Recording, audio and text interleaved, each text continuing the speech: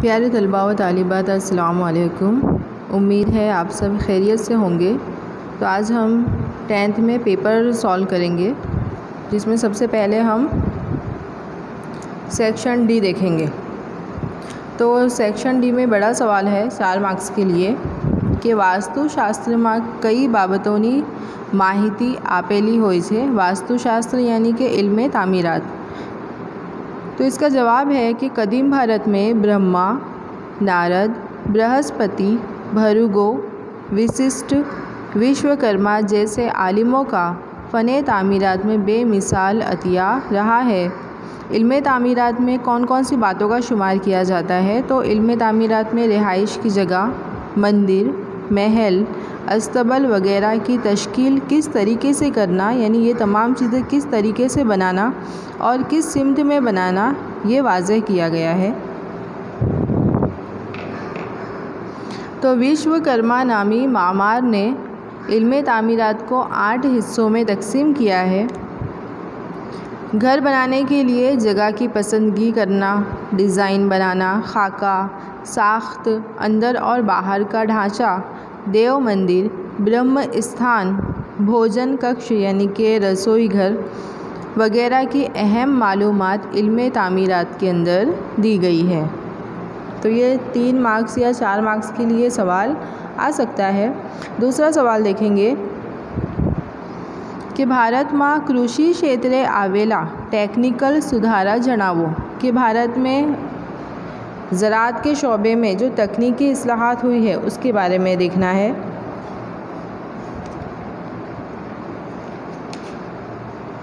तो पहले ज़माने में जो खेती होती थी वो दराती, कुदाली, फावड़ा, खुरपी, बैलगाड़ी जैसे कई सारे वसाइल के ज़रिए की जाती थी।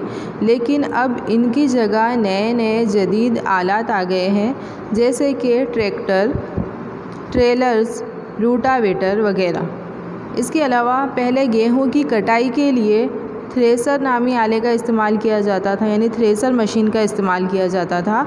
लेकिन अब हार्वेस्टर जैसी जदीद मशीनी आलात का इस्तेमाल किया जाने लगा है।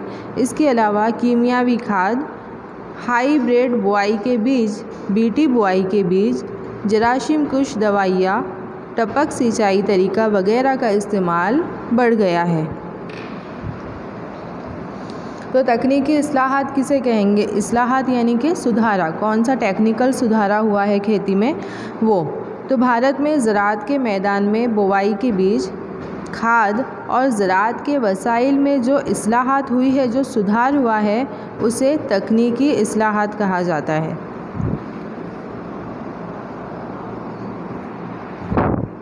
तो पहले सिंचाई के लिए किसान कूस और हट का इस्तेमाल करता था, लेकिन अब वो सिंचाई करने के लिए submersible, monoblock pump, solar pump, टपक सिंचाई तरीका और फव्वारा तरीके का इस्तेमाल कर रहा है। इसके अलावा खेत में पैदावार बढ़ाने के लिए कीमियावी खाद, यूरिया खाद, कुदरती खाद, सबाल कुदरती खाद, बायोटिक बुवाई के बीज वगैरह का भी इस्तेमाल होता है। इसके अलावा किसान अपनी फसल की हिफाजत के लिए जरासीम कुश दवाइयों का इस्तेमाल करता है। सरकार की तरफ से किसानों को रेडियो, टीवी, अखबारात, डीडी किसान चैनल, मोबाइल पर किसान SMS टोल फ्री नंबर, ये तमाम चीज़ों के ज़रिए किसानों को नई नई मालूमात दी जाती है और उनकी रहनुमाई की जाती है। इसके अलावा गांव के इलाकों में ज़राअत से मुताल्लिक जो नई ईजाद हुई है, जो नई तकनीक हुई है, उसका फैलाव ग्राम सेवकों के ज़रिए किया जाता है। यानी ग्राम सेवक जो है वो गांव के किसानों तक पहुंचाते हैं, नई नई तकनीक के बारे में मालूमात पहुंचाते हैं। इसके अलावा सरकार ने हर ज़िले में किसानों के लिए तालीमी अदारे कायम किए हैं और इन अदारों में किसानों को खेती के मुताल्लिक तालीम दी जाती है। गुजरात में ज़राअती मीलों के ज़रिए किसानों को ज़राअत से मुतालिक नई मालूमात दी जाती है और उनकी रहनुमाई की जाती है। इसके अलावा हर रियासत में सरकार ने ज़राअती यूनिवर्सिटियाँ कायम की है। ज़राअत से मुतालिक कृषि महाविद्यालय कायम किए हैं, जैसे कि गुजरात में दांतीवाड़ा, जूनागढ़, आनंद और नवसारी में ज़राअती यूनिवर्सिटियाँ कायम की गई है और ये यूनिवर्सिटियाँ ज़राअती मैदान में जदीद तहकीकात करती है और ज़राअत के माहिरीन तैयार करती है। तो ज़राअत में जो तकनीकी इस्लाहात हुई है उसका जवाब ये आएगा और 5 मार्क्स के लिए ये या 4 मार्क्स के लिए ये जवाब आ सकता है। तो ये भी IMP सवाल है। अगला सवाल देखेंगे कि भारतना अर्थतंत्र में कृषिનું योगदान वर्णवो, कि भारत के इक़्तिसादी निज़ाम में ज़राअत का क्या हिस्सा है उसके बारे में ये सवाल भी आता है 3 मार्क्स या 2 मार्क्स के लिए, IMP सवाल है। तो ज़राअत ये भारत का ख़ास पेशा है। ज़राअत की वजह से मुल्क की आधी आबादी को रोज़गार हासिल होता है। ज़राअती कारोबार मुल्क की कुल घरेलू उपज का तकरीबन 17% GDP हिस्से का इहाता करता है। इसके अलावा भारत की अहम ज़रई पैदावार जैसे कि चावल, गेहूँ, तिलहन, कपास, जूट, चाय, गन्ना, तंबाकू, आलू वगैरह है। ये भारत की ख़ास अहम ज़रई पैदावार है और उसकी बरामदा से यानी भारत दूसरे मुल्कों को जब ये चीज़ें भेजता है तब उससे गैर मुल्की ज़रिए मुबादला हासिल होता है, यानी कि गैर मुल्की करेंसी हासिल होती है।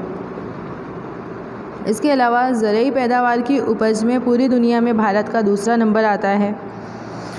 इसके अलावा सूती कपड़ा, शक्कर, कागज़, तेल वगैरह से मुतालिक जो सनतें हैं तो ये तमाम चीज़ें भी ज़राअत से ही हासिल होती है।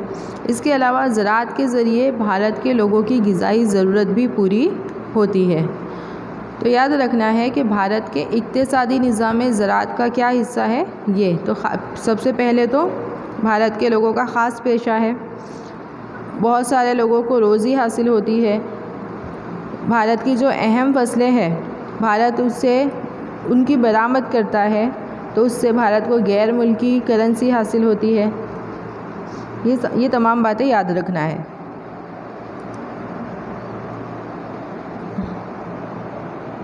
उसके बाद अगला सवाल देखेंगे, इसी में का है, ये भी IMP सवाल है, आ सकता है। कृषिना प्रकारों विषय नोंध लखो, यानी ज़राअत की किस्में बतानी है। तो ज़राअत की जो है वो 6 किस्में हैं। तो ज़राअत की कुल 6 किस्में हैं। नंबर 1 है ख़ुद किफ़ालत ज़राअत। तो ख़ुद किफ़ालत ज़राअत किसे कहेंगे कि ऐसी ज़राअत में छोटे छोटे खेतों में पैदा होने वाली पैदावारें किसान के अपने कुंबे की किफ़ालत में सर्फ हो जाती है। यानी जो किसान होते हैं उनके पास खेत छोटे होते हैं और खेत छोटे होते हैं तो उसमें पैदावार भी कम होती है। सिर्फ उतनी ही पैदावार होती है कि जिससे वो अपने परिवार की या अपने कुंबे में ही खर्च हो जाती है, कुछ बचता नहीं है। इसके अलावा किसान गरीब होता है। गरीब होने की वजह से वो जदीद आलात, महंगे बीज, खाद और जरासीम कुछ दवाओं का इस्तेमाल नहीं कर सकता है। इसलिए उसकी जो पैदावार होती है वो उसकी कुंबे की किफ़ालत में ही सर्फ हो जाती है, खर्च हो जाती है। तो उसे कहेंगे ख़ुद किफ़ालत ज़राअत। दूसरा है खुश्क ज़राअत। तो जिन इलाकों में बारिश कम होती है, सिंचाई की सहूलत भी कम होती है, वहाँ पर जो ज़राअत होती है वो खुश्क ज़राअत कहलाती है। ज़राअत का दारो मदार सिर्फ़ बारिश पर होता है, इसलिए साल में सिर्फ़ एक बार ही फसलें ली जा सकती है। और इन इलाकों में जहाँ बारिश कम होती है वहाँ पर ज्वार, बाजरा और दालें उगाई जाती हैं। नंबर 3 देखेंगे मरतूब ज़राअत। तो जिन इलाकों में बारिश ज़्यादा होती है, खूब होती है, सिंचाई की सहूलत भी ज़्यादा होती है, वहाँ पर ये ज़राअत की जाती है। यहाँ साल में कई फसलें ली जा सकती है और यहाँ पर धान, चावल, गन्ना, कपास, गेहूँ और सब्ज़ियाँ वगैरह उगाई जाती है। उसके बाद देखेंगे मुंतकली ज़राअत या ज़ूम खेती भी कहा जाता है इसे।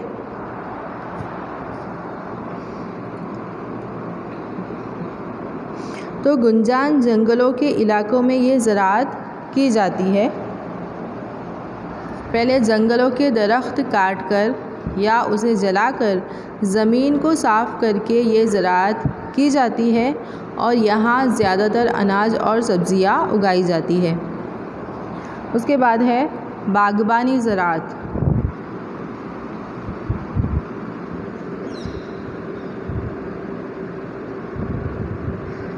तो बागबानी ज़राअत किसे कहेंगे कि जहाँ पर फल वगैरह उगाए जाते हैं उसे बागबानी खेती कहा जाता है या बागियाती खेती कहते हैं। तो यहाँ पर बागबानी खेती में रबर, चाय, कॉफ़ी, कोको, नारियल के अलावा सेब, आम, संतरे, अंगूर, आंवले, नींबू, सूखी खजूर और फलों की खेती की जाती है। इसके अलावा जो बागबानी ज़राअत होती है उस पर ख़ास तवज्जो और निगरानी की ज़रूरत होती है और ये ज़राअत में ज़्यादा रुपया भी खर्च करना पड़ता है। उसके बाद देखेंगे गुंजान ज़राअत। गुंजान खेती किसे कहेंगे? तो गुंजान खेती यानी जहाँ सिंचाई की सहूलियत हो वहाँ कीमियावी खाद, जरासीम कुछ दवाएं, मशीनी आलात का खूब इस्तेमाल करके साल भर फसल दर फसल ले सकते हैं। पैदावार उम्दा होती है, उनमें माली फ़ायदे को बड़ी अहमियत दी जाती है, इसीलिए इसे तिजारती ज़राअत भी कहा जाता है। यानी गुंजान ज़राअत यानी जहाँ पर सिंचाई की अच्छी सहूलत हो और वहाँ कीमियावी खाद, जरासीम कुछ दवाएं, मशीनी आलात का खूब इस्तेमाल करके अच्छी फसल ले सकते हैं, कई बार फसल उगाई जा सकती है, तो उसे गुंजान खेती कहते हैं या गुंजान ज़राअत कहा जाता है।